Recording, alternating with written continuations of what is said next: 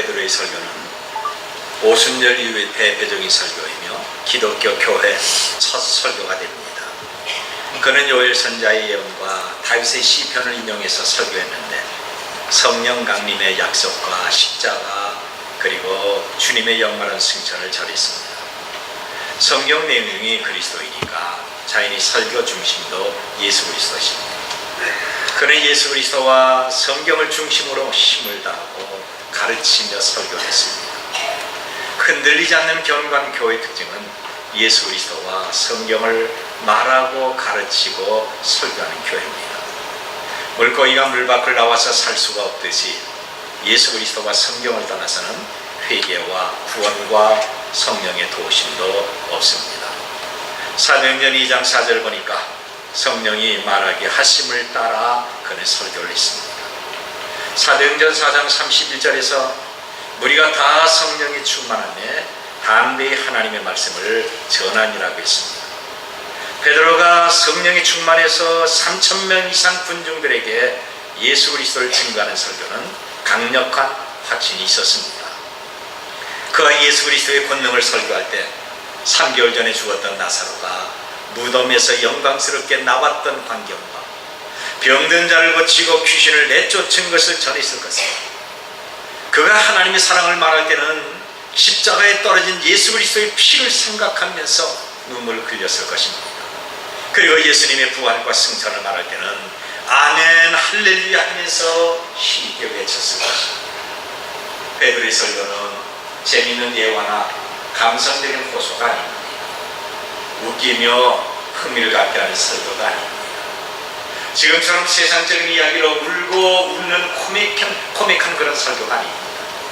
그런 성경을 말하고 성령의 능력이 함께함으로 청중들의 마음을 감동시켰고 이들의 죄를 책망하는 힘이 있었습니다.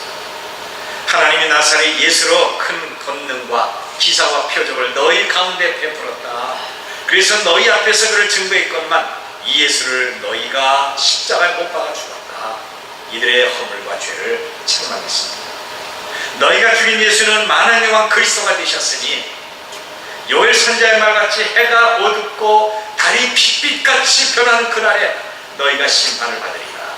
그러면서 예수님을 믿고 회개하며 구원받을 것을 설교를 했습니다. 설교를 들었던 청중들은 마음에 찔려서 형제들아 우리가 어찌할꼬 하면서 소리를 질렀습니다. 성령의 능력이 함께하는 베드로의 설교는 이들의 마음을 찌르게 된 것입니다. 첫째로 보면 설교를 듣는 자의 반응입니다. 37절 보면 그들이 이 말을 듣고 마음에 찔려 베드로와 다른 사도들에게 물어 이르되 형제들아 우리가 어찌할꼬 하고 설교를 듣고 가장 먼저 나타났던 반응은 마음에 찔림이 있었습니다. 하나님의 말씀은 살았고 운동력이 있어 우리의 온 몸을 찔러 쪼개며 마음의 생각과 뜻을 감찰하고 있습니다. 그래서 하나님의 말씀이 내 마음속에 들어올 때 부딪히는 찔림과 반응이 있는 것입니다. 이것이 성경입니다. 이런 반응이 있어야 내게 은혜가 되고 이런 반응이 있어야 구원의 복을 누리면서 하나님을 기뻐할 수가 있는 것입니다. 시편 51편 17절에 있는 말씀을 보면 하나님이 구하시는 제사는 상한 심령이다. 하나님이여 상하고 통해하는 마음을 주께서 멸시하지 아니하십니다. 다윗은 밧세바의 사건을 통해서 나던 선자의 책망을 듣고 자기 자신의 마음이 찔려서 한없이 울었던 여기 마음이 찔렸다는 것은 자기 자신의 하나님 안에서 죽은 심령이 됐다고 하는 것입니다. 그리고 이들은 어찌할꼬 하고 소리를 질렀습니다. 마음이 찔리니 자기 잘못을 깨닫습니다. 과거에는 알지 못하고 배양하며 덤벼들었습니다. 그런데 이제 하나님의 말씀을 듣는 순간 자기가 엄청난 죄를 지은 것을 깨닫게 됐습니다. 과거에는 구원과 예수님의 심판에 대한 관심도 없었지만 이제는 심판을 두려워하며 자기 자신의 구원 문제를 심각하게 생각하게 되는 것입니다. 그렇습니다. 우리의 구원 문제는 나 자신부터 해결해야 됩니다. 여러분 대리만족이나 대리구원은 없다고 하는 것입니다. 과거 제가 택시를 타고 어디를 가는데 택시기사가 종교 문제로 저에게 먼저 말을 거는 겁니다. 혹시 선생님은 교회 다니는지는 몰라도 내가 보기에는 기독교는 틀렸습니다. 교회는 타락했습니다. 교회는 돈벌이의 혈안이 됐습니다.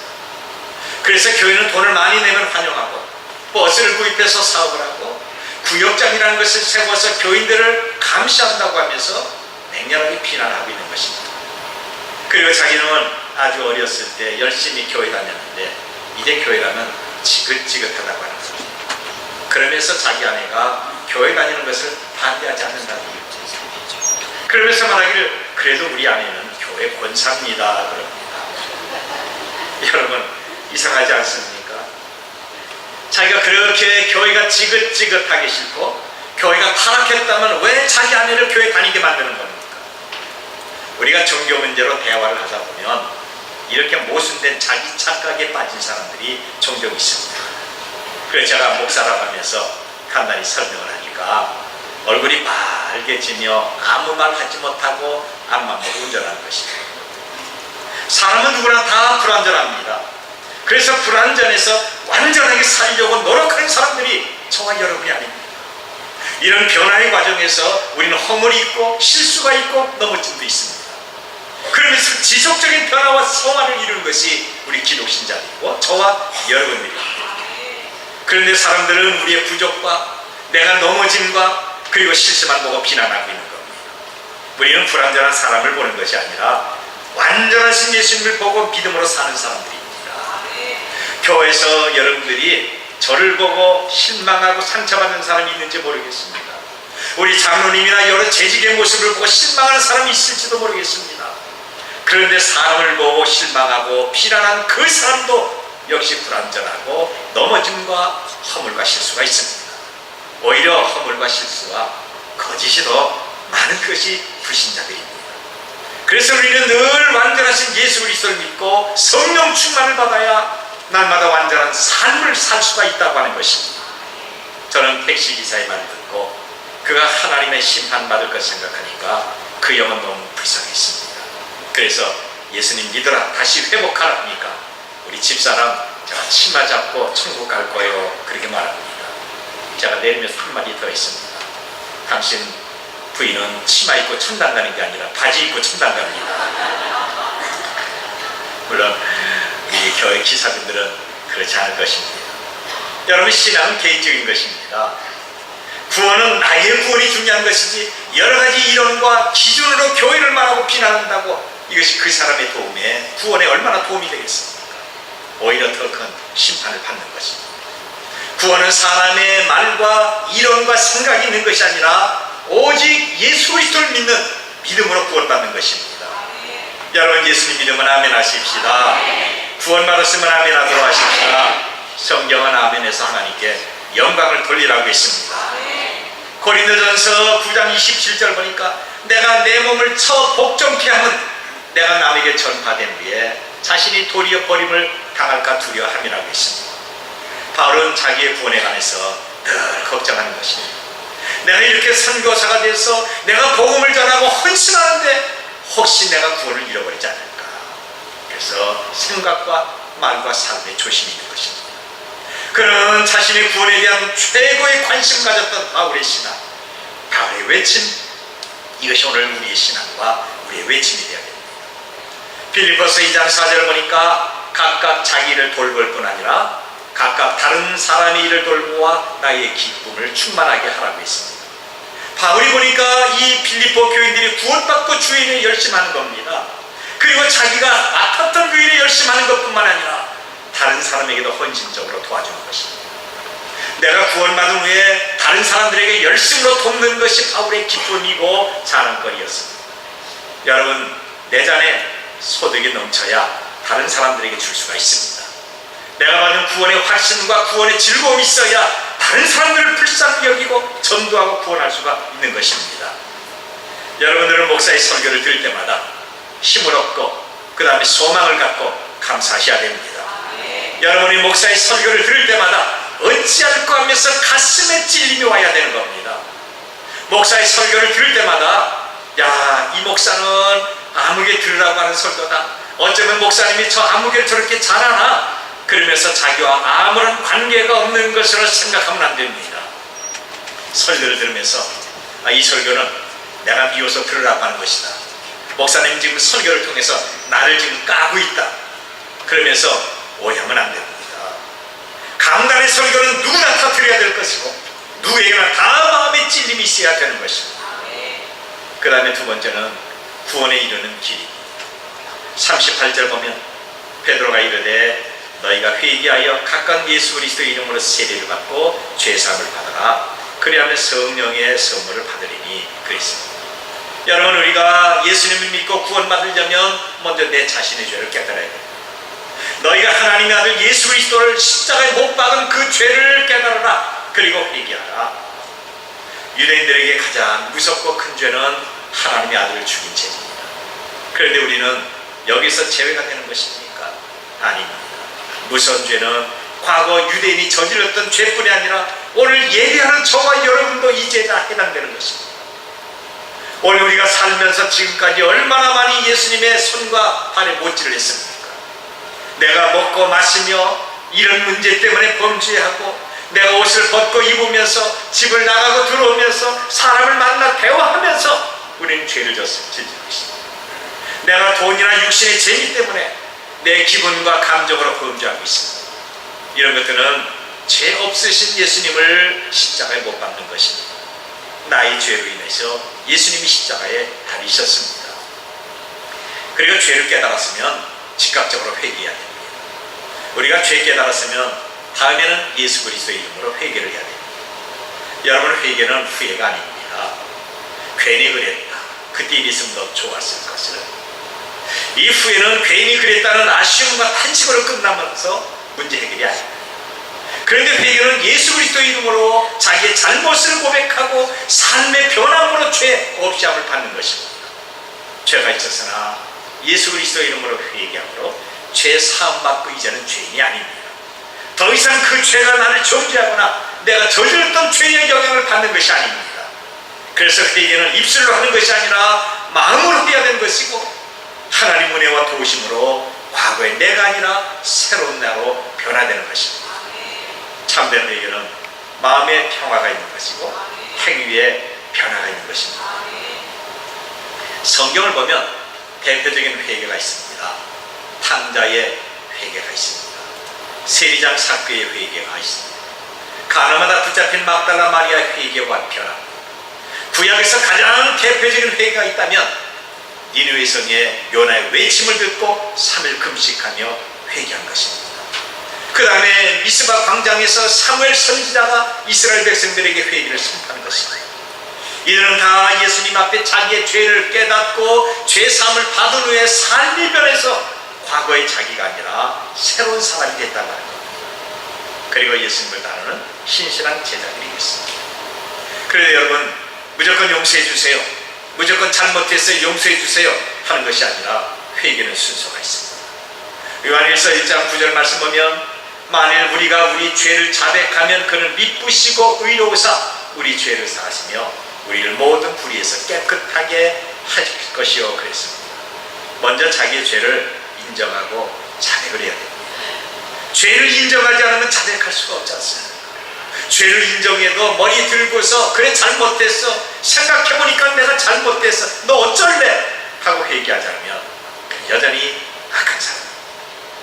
진정한 유침과 자백이 있으면 그는 죄에서 돌이켜 다시 그 죄를 짓지 말아야 돼요. 요한복음 8장 11절에서 나도 너를 정죄하지 아니하노니 가서 다시는 죄를 범하지 말라고 했습니다. 하나님의 긍휼을 의지하고 예수님의 이름으로 죄를 자백한 후에는 삶이 변해서 선한 일을 해야 되는 것입니다. 에베소 4장 25절 27절 보니까 그런즉 거짓을 버리고 각각 그 이웃과 더불어 참된 것을 말하라. 이는 우리가 서로 지체가 됩니다. 불을 내어도 죄를 짓지 말며 해가 져도 불을 품지 말고 마귀에게 틈을 주지 말라고 했습니다. 여러분, 행동의 변화와 삶의 열매가 있어야 회개에 합당한 열매를 거두는 것입니다. 이것이 성경에서 말하는 빛의 열매입니다. 바울은 예수님을 만나 회개하고 과거의 사람과 어울리지 않았습니다. 자기가 배웠던 가말리엘 문화에 들어가지 않았고 과거의 습관과 과거의 삶으로 돌아가지 않았습니다. 그래서 이것 때문에 동족으로부터 배신자라고 매를 맞고 눌림을 당하고 박해와 고난을 받고 늘 외로운 길을 걸었습니다. 그런데 그 길은 예수님과 함께하는 생명의 길입니다. 베드로는 자기가 주님을 깨닫는 그 순간에 배와 그물을 버려두고 주님을 따랐습니다. 오늘 우리가 예수님을 믿고 회개했으면 생각이 변하고 내 말이 변하고 빛의 열매를 맺어야 되는 것입니다. 그 외에는 세례를 받아야 됩니다. 우리가 말씀을 듣고 죄를 깨닫고 회개했으면 그 외에는 세례가 있어야 됩니다. 골로새서 2장 12절 말씀을 보니까 너희가 세례로 그리스도와 함께 장사되고 또 죽은 자들 가운데서 그를 일으키신 하나님의 역사를 믿음으로 말미암아 그 안에서 함께 일으심을 받았느니라 그랬습니다. 여러분, 세례는 장사 지내는 것입니다. 나의 옛사람을 장사 지내면 예수 그리스도 안에서 새롭게 새로운 사람으로 태어나는 것입니다. 우리는 다 죄인들입니다. 그런데 세례를 받는 즉시 옛사람은 땅에 묻어버리고 흙으로 덮는 것이 바로 세례입니다. 우리가 그리스도의 이름으로 세례를 받음으로 지금까지 저질렀던 모든 죄와 죄는 십자가에 흘리셨던 보혈로 사함을 받는 것입니다. 세례는 매번 받는 것이 아닙니다. 한번 첫 번째 세례 받았을 때 바로 로마서 6장 5절 보니까 그리스도와 연합하는 것이라고 했습니다. 그래서 우리가 죄를 깨닫고 회개했다고 한다면 그리스도와 연합하는 이런 삶이 우리의 삶이 되어야 될 것입니다. 우리는 그리스도와 하나가 돼서 나는 예수님처럼 살고 예수님처럼 말하고 예수님의 마음을 갖고 예수님의 사랑을 나타내야 됩니다. 베드로의 설교 결과는 어떻습니까? 41절과 42절에 나옵니다.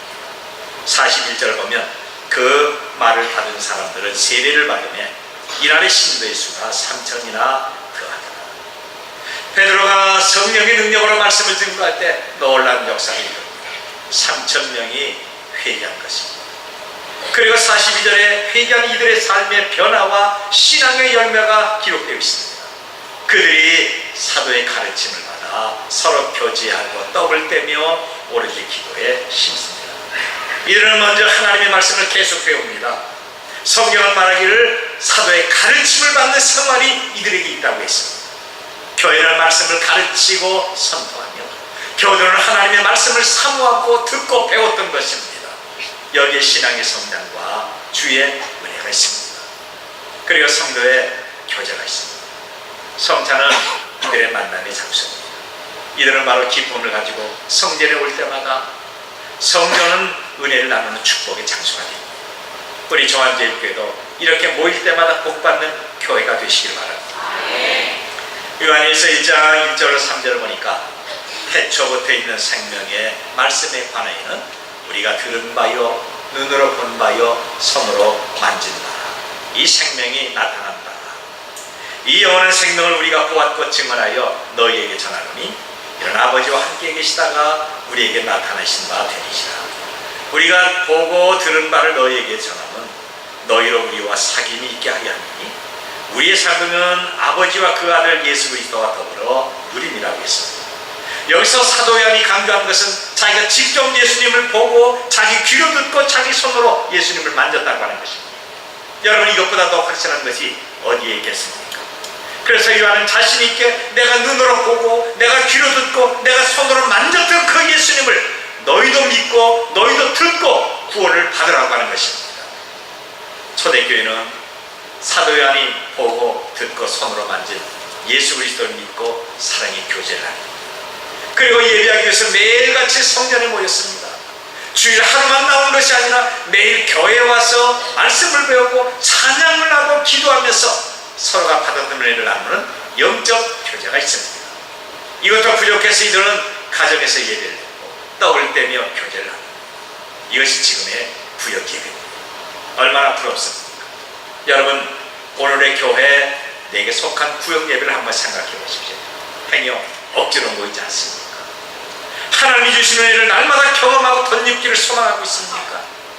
내가 시간마다 감격해서 하나님 앞에 모이기를 정말 힘쓴다고 한다면 하나님이 허락하신 놀라운 복을 받게 되는 것입니다.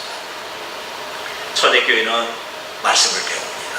매일 교회에 나와서 영적 교제에 힘을 썼습니다. 그리고 기도하기 시작합니다. 120여 명이 힘을 다하여 기도한 결과 성령의 충만을 받습니다. 이들이 다 성령 충만 받았지만 한 번 충만한 것으로 끝나지 않았습니다. 사도행전을 보면 어디를 가든지 이들은 먼저 기도에 힘썼던 것입니다. 이것이 기도의 능력을 경험한 것입니다. 기도는 점점 밝아지는 뜨거운 숯불이 됐고 뜨거운 숯불이 모이면서 더 큰 화력을 만들었던 겁니다. 교회는 말씀이 있고 성도의 사랑과 주님을 기념하는 성찬이 있습니다. 그리고 기도에 힘썼던 것이 초대교회의 모습입니다. 오늘 우리 교회가 이런 교회가 되어야 됩니다. 이들은 외적으로 3,000명이 구원을 받고 내적으로는 견실한 교회로 성장하게 됩니다. 말씀으로 다듬어지고 사랑과 기도와 말씀 전파가 바로 거기에 있었습니다. 그리고 사람들에게 칭찬과 인정받는 교회가 됐습니다. 이 당시에 성령이 말하게 하심을 따라 증가하는 교회, 우리가 보고 들은 것을 말하지 아니할 수 없다는 그 교회가 지금 종암제일교회를 만든 첫 번째 단추요 거룩한 산실입니다. 여러분, 이제 초대교회 모습으로 돌아가서 다시 복구 작업을 하도록 하십시다. 세속적인 문화에 무너지고 변질된 하나님의 제자를 다시 한번 회복시키도록 하십시다. 내가 기도하는 것과 말씀 듣기를 사모하도록 하십시다. 하나님의 말씀이 있을 때마다 마음의 찔림과 감동을 받아 우리가 어찌할까 하면서 하나님 앞에 가까이 나가도록 하십시다. 내가 죄를 깨닫고 회개해서 예수님과 하나로 연합하도록 하십시다. 날마다 말씀으로 계속 배우고 뜨겁게 감동적인 성도의 교제와 기도를 통해서 늘 성령으로 충만한 우리 교회와 여러분들이 되시기를 바랍니다.